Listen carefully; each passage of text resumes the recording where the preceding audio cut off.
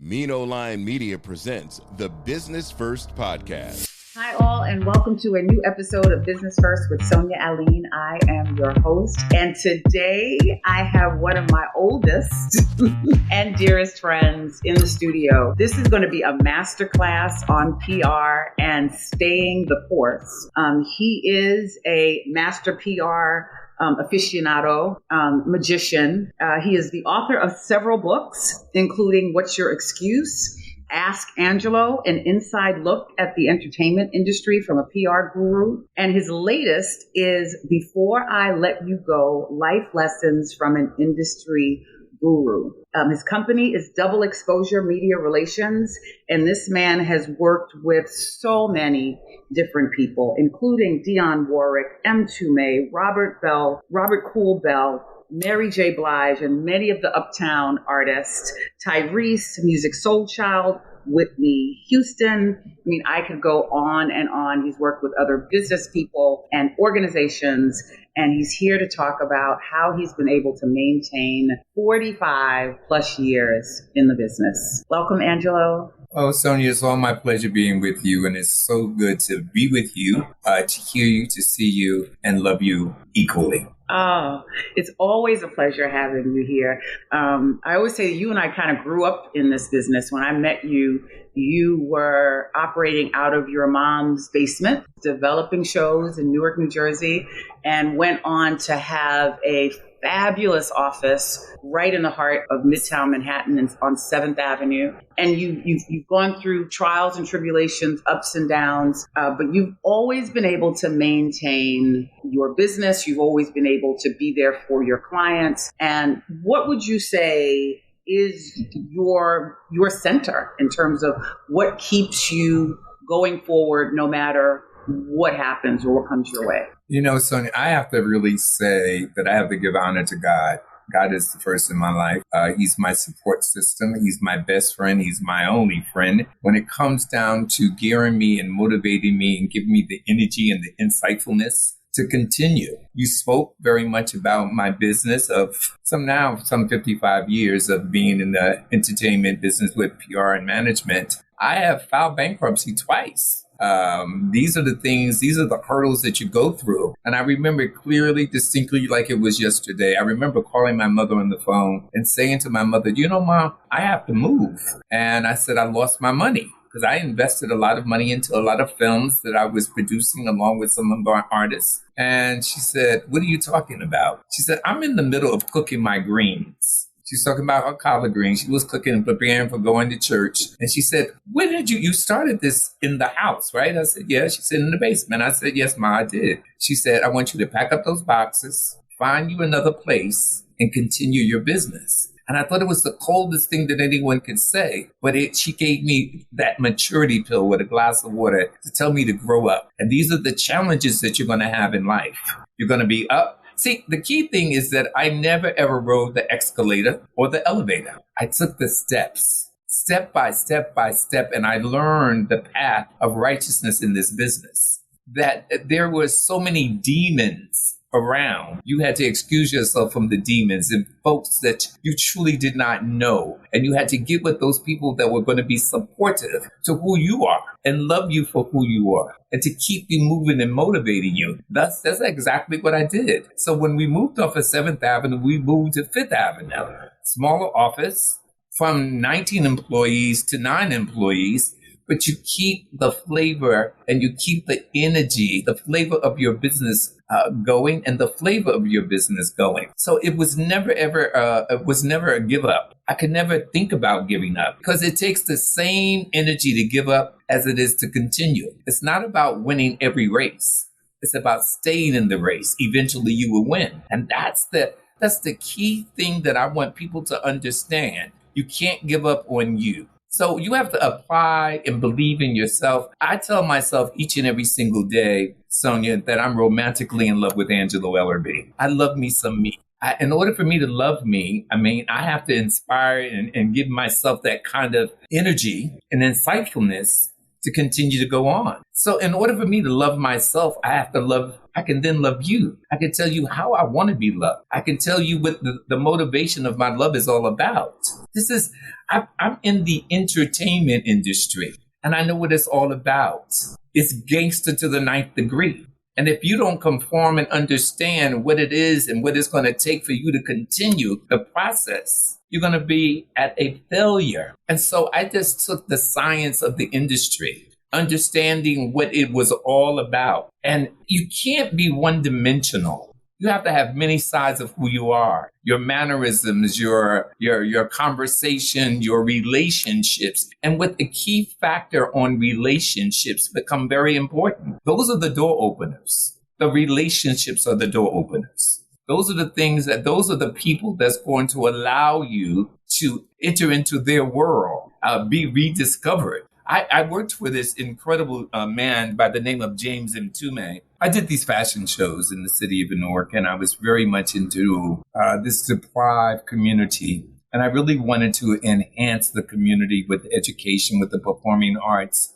So doing these fundraising fashion shows, and I worked very hard, very diligent in terms of the community and bringing a whole nuance to the community with regards to the performing arts. So one show, it was in the city of Newark, and we brought in Carmen de Lavalon, Geoffrey Holder, the Albanelli dancer, Susan Taylor, the former editor-in-chief of Essence Magazine, and the veteran actor Antonio Vargas. It was an incredible, we did a 2-part show. So at this particular show, someone came, this young lady by the name of Camille Mtume came in the back, and she said, well, my name is Camille Mtume. My husband is James Mtume. And it was so funny. I didn't know who Mtume was. I laughed. And I looked around and someone said, oh, he has the biggest record out now, Angelo, called Juicy Fruit. I said, oh, okay. So she asked me if I would do the cover of their new album, which was You, Me, and He. And I said, oh, absolutely, I would do it. And I did it. And she and I became such incredible friends. And so Mtume came to me one day and said, Angelo, you're doing all this for Camille. Why don't you come and work for me? And I said to him, I know nothing about the music industry. He says, well, don't you think it's time for you to learn something different? I went to work for Mtume, and it was an experience of a lifetime. And I went in as an intern. And I really want to say to young people today, go into these internships with open mind. It's not about the money. Don't worry about the money. I graduated from James Mtume's Institute of the Music Industry. And I went in there with a clear understanding that it was not about the money. I got paid when he got paid. If he didn't get paid, I didn't get paid. But the lessons were unbelievable. So my relationship with Mtume was, and still is, in the flavoring of him, because he's still in my heart, my mind, my body, and my soul. He taught me all of what I needed to know about the music industry. And I began to establish my relationships. He would have me to come to his yellow room and his second floor of his house each and every time that he would send me over to New York City. And these people would call him and say, you sure this is going to be your manager? I mean, I went in there, I was just totally blind. I knew nothing. After the 9th month, I began to get a bit more experience in handling people. And I remember one of the meetings that I went into, the gentleman said to me, the Caucasian gentleman said to me, oh, you speak so well. And I said to him, you know what? I was going to say the same thing to you. So I learned from Mtume how to be deliciously sarcastic, and how to make people have a respect for you. And I learned. He taught me. And I remember coming into his house one day. He says, you know, I got a major motion picture that I'm going to be doing, and I want you to be my publicist. And I said, what is publicity? What are you talking about? What is publicity? And he said to me, here's $100, man. I want you to go to the store and get 100 newspapers. I want you to buy every newspaper that deals with entertainment. Go through the newspapers. So back then, when I started, there was not a press list that I had in my hand. Those newspapers, I had to go through the newspapers, get the bylines, look up the phone. You know, there was no Googles. There was nothing that you could Google. You had to actually get on the telephone and get that phone number, put it into your Rolodex, because it was Rolodex. It wasn't a computer. And I went and I called, the first person that I called was the New York Times. And this lady had the most horrible cold. She was coughing all in my ears. She was really, really nasty. But I was able to get from her first, her last name, the publication, and the address. So when I hung up with her, I got into the car and I drove down the street and I went to the drugstore and I bought 40 packs of cough drops. 40. Then I went down maybe another block and got a gift box. I put them all in the gift box and then I drove it to Federal Express and I overnighted it to her. The next day she called me up and she said, "Young man, you didn't have to do this." And I said, "No, I felt like you needed some assistance there." And she says, "Now, how can I help you?" So I went in to tell her the story about James Mtume, the 2-time Grammy Award winner. I'm proud now. 5 days later, a full-page spread in the New York Times. So relationships are important. And you know what? Don't go negative when somebody else is negative. You got to go positive. You cannot try to battle a situation and come out in the negative. It's a waste of time. So you got to stay positive, full of vigor, full of energy and excitement in order to get what you need to get.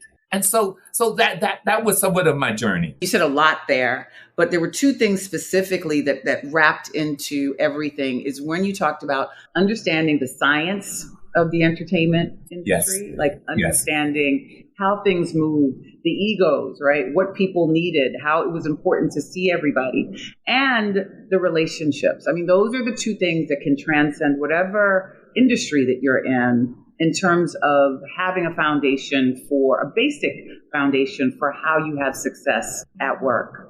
And so one of the other things that you are known for is resuscitating and reviving careers. The other thing, when you talk about the science of this industry, and folks may laugh, but when we talk about this industry, even for folks who have been really great, people who have been even considered legends, in this industry, it's always about what's the last thing you did? What was the last record, the relevance, the last movie? And so people are easily forgotten. And you have had this talk about a science in terms of really kind of reinvigorating careers and making people re-see these talents for who they are. And on that list is Melba Moore, Frankie Beverly and Mays, Dionne Warwick, Kool and the Gang. Dionne Warwick and Kool and the Gang are going to be in the Rock and Roll Hall of Fame. They're going to be inducted this year. And that is a large part credited to the work that you're doing to keep these faces, to keep these images in the public. Melba Moore last year was honored on the Hollywood Walk of Fame. And again, these are people who've done tremendous work, but in the new era of things moving quickly, everything being on social media, or the only things that are relevant are the things that are on social media, you've been able to really find significant spaces for these talents. And what would you say is the key to that? So I don't look at any of these people that I work with as my clients. I look at them as a family member. And I understand the struggles of anyone that is trying to recreate the wheel to spin and spell out what is longevity. So I take them in very personally and we have conversations and they become family members. And I ask them what it is that they want to do. What's the goal in our working relationship? And I think that I'm able to pull together a team of professionals that are keen on aiding and assisting and recreating and giving people their flowers as they live. And so I just apply my strength, my energy, my belief, and my faith in them, and I go to work. It's like still getting on the phone. It's getting on the phone, talking to people, and then creating opportunities for them. It's so wonderful. I just finished doing this whole thing because I want Melba Moore to go back to Broadway because I think she's brilliant. She's a Tony Award winner, but I wanted to go back to Broadway. So I'm sitting back talking to management, talking to family members, and simply saying, let's create something where she sings nothing but Broadway tunes. And let's try to get her inside of something that's close to Broadway. And so we went to 54 Below. And we did it. She did an incredible job. We put her in costumes and her voice was, and we got incredible reviews which opened up the door to a lot of national TV things like the Tamron Hall show, Good Day. Good Day New York, Good Morning America, The Sherry Show. And these are the things that we needed to put her at, but we had to make people believers. I just don't believe when you get to be a certain age, you're over and done with. I don't believe in that. I believe that if God gives you the granted time to be on this face of this earth, he ain't finished with you yet. So what you got to do is get a team of people that believe in your career and believe in your ability to take them to the apex of their success. So it has a lot to do, not just on the PR side, it has to do on the relationship side of how you see and feel. See, as I said to you earlier, I'm romantically in love with Angelo Ellerbee, but I'm also romantically in love with Dionne Warwick. I've been with Dionne Warwick for 40 years. And so we have spun the bottle. We've gone around the globe together. We understand each other. And I understand what it is that she needs. And it's the same thing with Robert Kubel and Kool and the Gang. I understand the need of it all. The thing for me is that white America, will aid and assist their artists in getting them to the next level of success for them. They are making the kinds of monies that these Black artists have not made in their whole entire career. But when you take Kool and the Gang and you take the Rolling Stones, what's the difference? Kool and the Gang is not getting the money that the Rolling Stones are getting. Why not? It was Kool's understanding and his best wishes is that he wanted to make sure he got a Rock and Roll Hall of Fame thing. He wanted that award. He said that they have been overlooked for so many years. So he has a wonderful team of people that works with him, from his management, Tia Sinclair, to his two sons. And we all just got together and we went full steam ahead to make sure that we wrote letters, that we did social media, we did all these things to make these people gravitate to understand the importance of this Black group and what they have brought to the table. And today it's just really wonderful. It's really wonderful because you mentioned Dionne Warwick and Kool and the Gang, but my former client, which is Mary J. Blige, she's also being inducted in the Rock and Roll Hall of Fame. I don't give up on nobody. You gotta bring them to your heart, understand their conversation and their wills to survive and be again. And that's what we do it together. It's just not me. My staff is just not me. My staff is their staff. And it's just a team. It's a meeting of the minds and a team effort. Your latest book, Before I Let Go, Life Lessons from an Industry Guru. I still think you have a couple more books in you.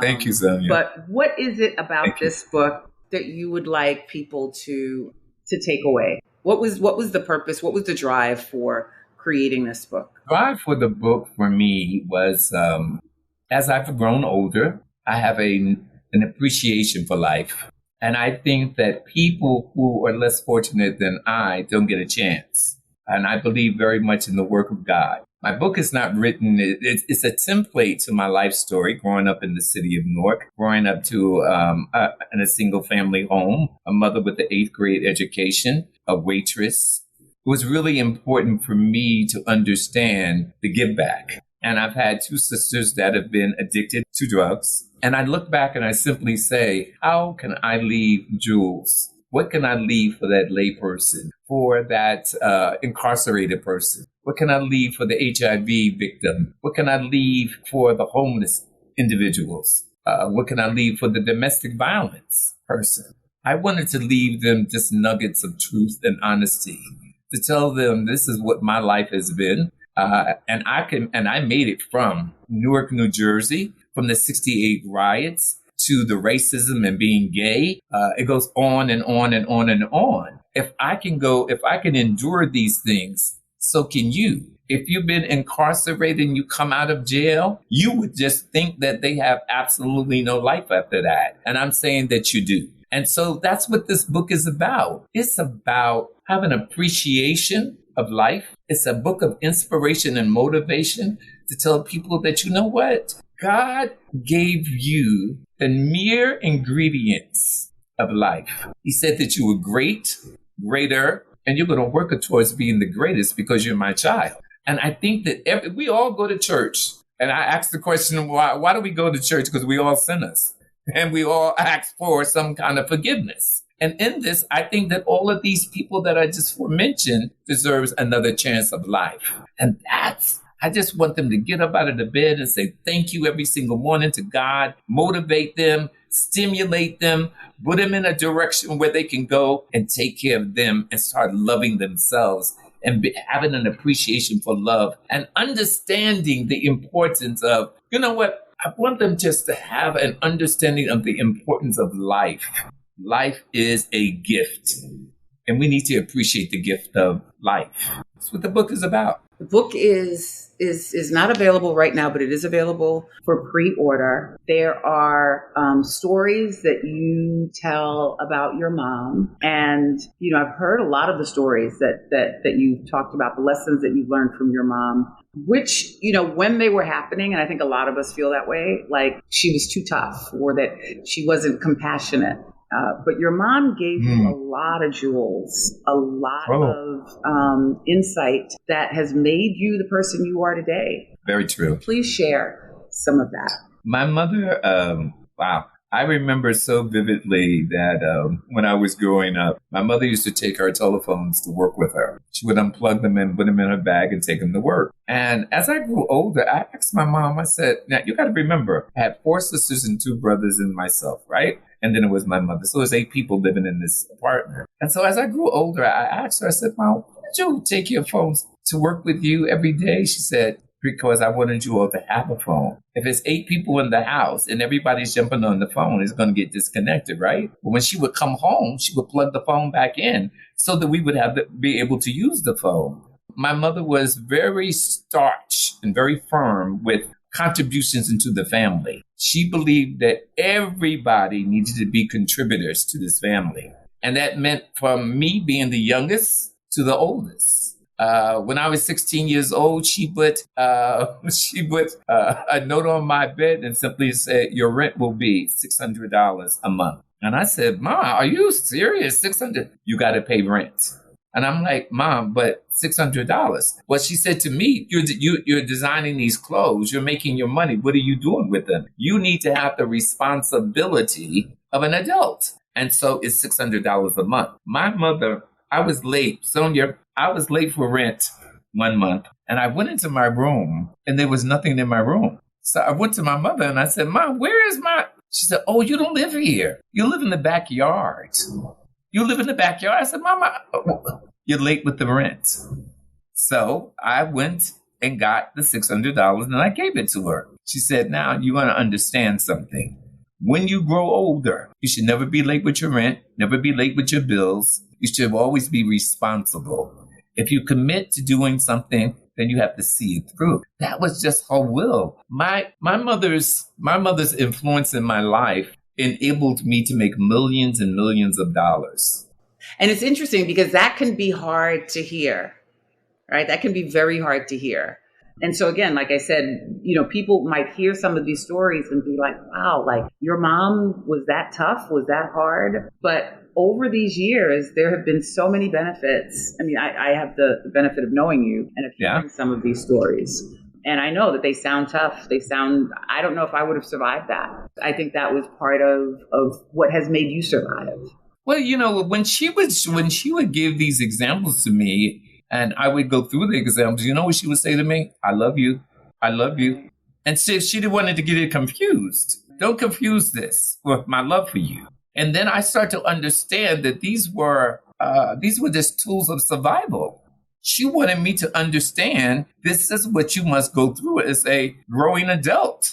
As you go to grow, these responsibilities are going to be added on to you. And don't wait until you turn 21 to 22. You must start to conduct and be responsible for your actions now. And so, I mean, she's the energy of my life. She was totally the energy of my life to make me start a business, to make me go to Paris, France and live there for 2 years, cutting up collard greens and frying chicken for someone that don't look like me, going through the struggles and the times of what I needed to go through to give her what she needed to have, because my mother was always at a disadvantage. for me. While she had an 8th grade education, she also had a master's degree in just common sense of what one has to do to survive. And that's what she taught to me. She taught me what real love was all about. She taught me what it was. You got to be responsible. My mother used to say to me, I'm telling you these stories because someone told me the same stories. My mother told me these same stories. And if it worked for me, it has to work for you, right? And now I tell these same stories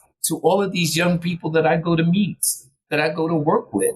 So it's like, my mom used to dress me in suits and ties from kindergarten until 7th grade. And so I understood the importance of first impression and lasting impressions, the style of it all and what one should look like. She would always say, before you open your mouth, you're already being judged. So I always want you to look pristine. I want you to look and I followed pursuit to the style that she would create for me. And then I would modify it and make it work for the way that as I continue to grow. My mother, I will always, always love my mother because of so much that she provided for me and what she did for me and the sacrifices that she made for me.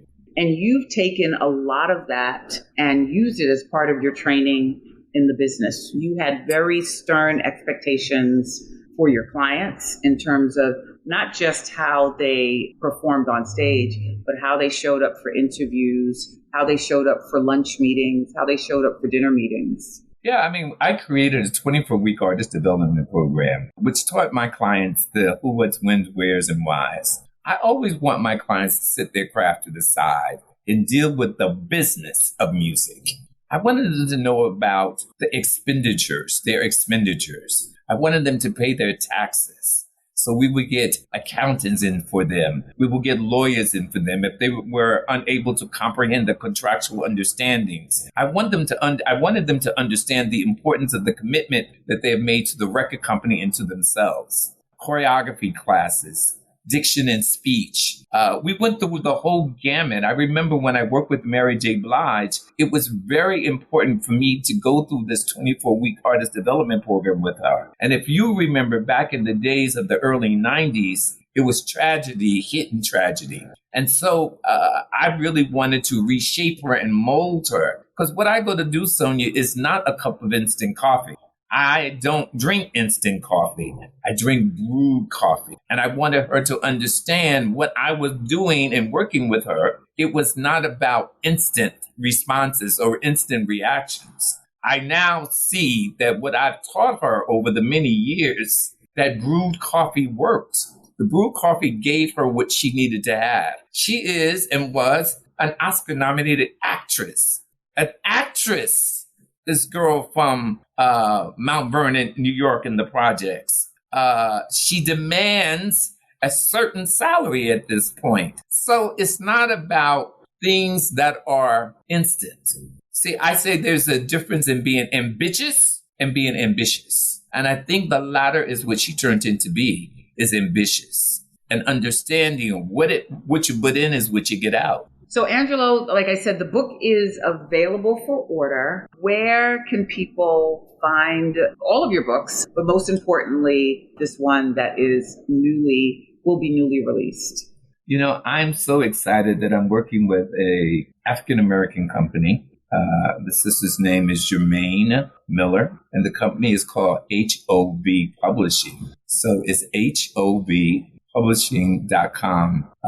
All of my social media is doubleexposure.com. But Sonia, I want to say this before we conclude, or if we're about to conclude. It's so important that we begin to mentor each other. We really, really, particularly as we go through this year's election, we as a culture, as a people, we got to come together and support each other. We got to support Black businesses. We got to support Black writers. We got to support Black poets, Black publishers. We got to support each other. There can be no president that should be able to rule us.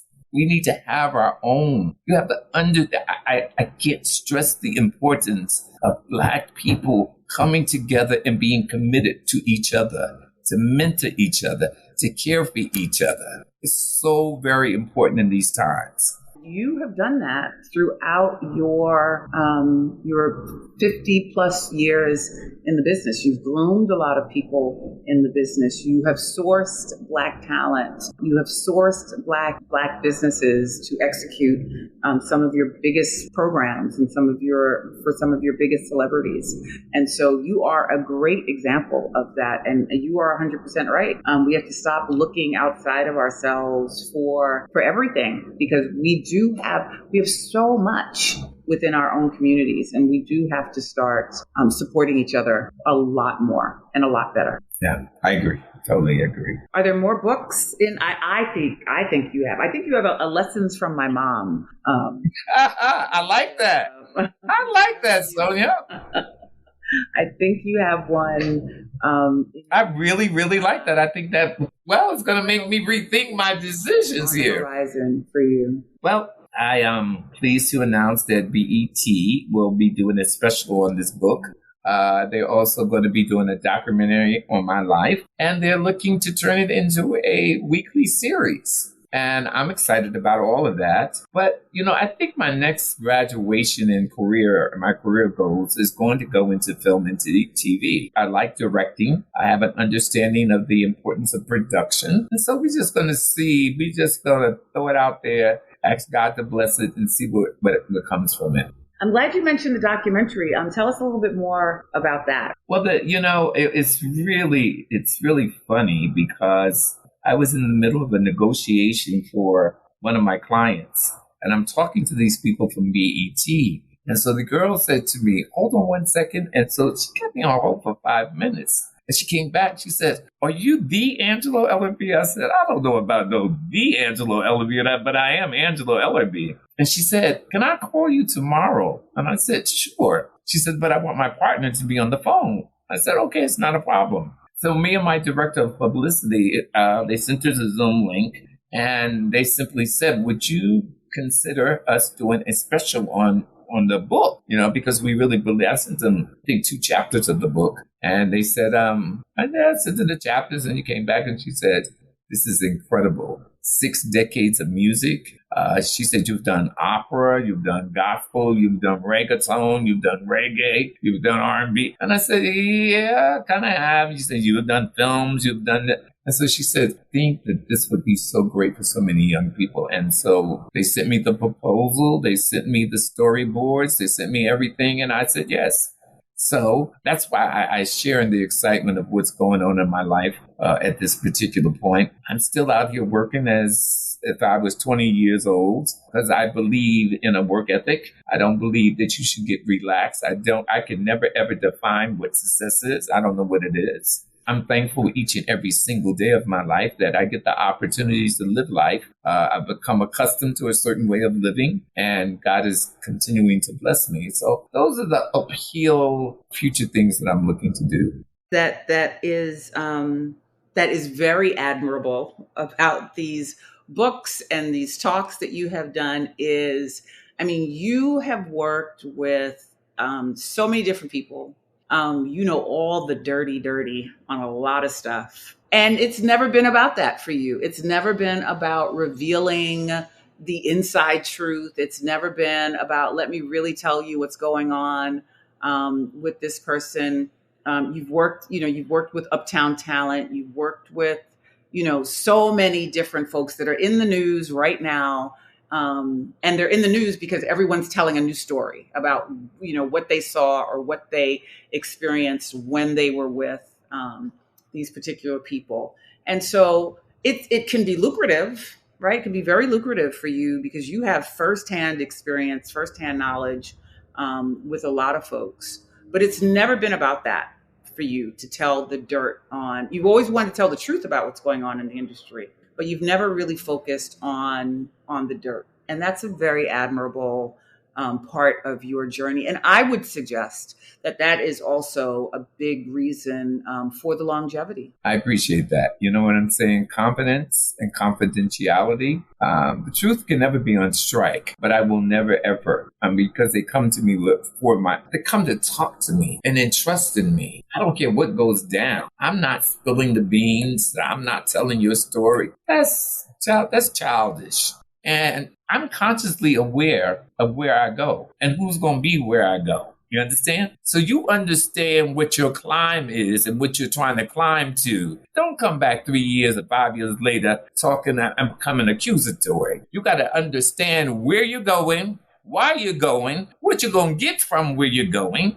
And that's why you're there. So, thank you, Angelo, for coming by and sharing your story and giving the insights and dropping the gems. I know that this has been helpful for our listening audience, and we absolutely look forward to you coming back because we know there's more stuff going on. There's going to be a whole lot more. So this is your first, is this your first Rock and Roll Hall of Fame? Yeah. You be attending?